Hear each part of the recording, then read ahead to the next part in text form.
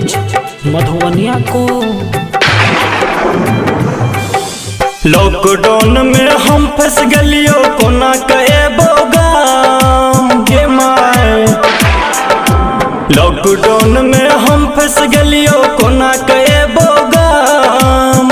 Corona कह के doctor ल जाय छै, कोरोना कह के डॉक्टर ल जाय छै, सबके लै छै जान कोना कएबो गाम। सुन ना गे माय लॉकडाउन भ गेलै पूरा देश में। केकरो कियो देखन चाहे सबे के जाय छै जान। केकरो कियो देखन चाहे सबे के जाय छै जान। कोरोना कह के डॉक्टर ल जाय छै, कोरोना कह के डॉक्टर ल जाय छै, सबके लै छै जान कोना कएबो गाम। सुन ना गे माय लॉकडाउन भ गेलै पूरा देश में। DJ good Madhubani, DJ good Madhubani, DJ good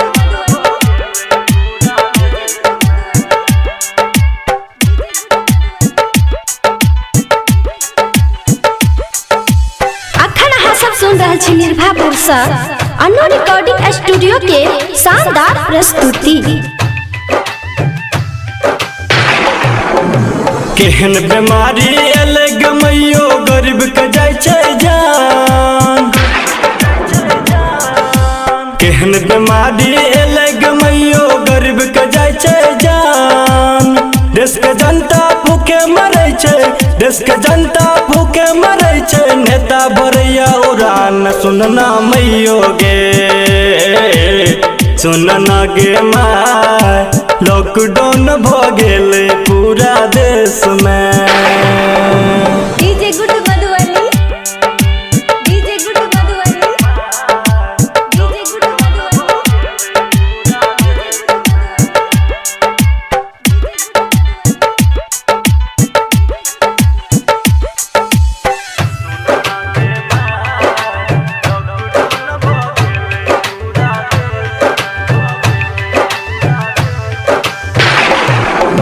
काम धाम सब नौकरी चाकरी बंद पड़ल कारोबार।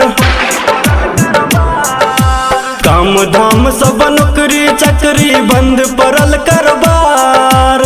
दिल्ली बम्बई छोड़ के देखी, दिल्ली बम्बई छोड़ के देखी, भागे सब बिहार। सुनना मैयो गे, सुनना गे माय लॉकडाउन भ गेलै पूरा देश में।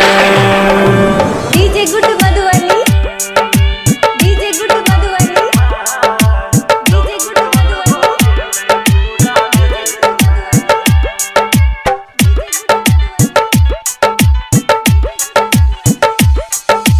अखन अहाँ सब सुन रहल छी निर्भयपुर से अन्नू रिकॉर्डिंग स्टूडियो के शानदार प्रस्तुति।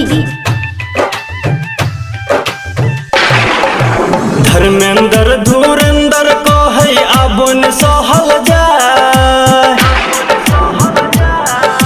मनोज मधुबनिया को है आबुन सहल जाय। दीपू दीवाना गामे मरतो, राम बाबू रामा गामे मरतो, अते कमेते पाय। सुनना मैयो गे, सुनना गे माय लॉकडाउन भ गेलै पूरा देश में। लॉकडाउन में हम फंस गलियो कोना कएबो गाम। कोरोना कह के डॉक्टर ल जाय छै, कोरोना कह के डॉक्टर ल जाय छै, सबके लै छै जान कोना कएबो गाम। सुन ना गे माय लॉकडाउन भ गेलै पूरा देश में। केकरो कियो देखन चाहे सबे के जाय छै जान। केकरो कियो देखन चाहे सबे के जाय छै जान। कोरोना कह के डॉक्टर ल जाय छै, कोरोना कह के डॉक्टर ल जाय छै, सबके लै छै जान कोना कएबो गाम। सुन सुन ना गे माय लॉकडाउन भ गेले पूरा देश में।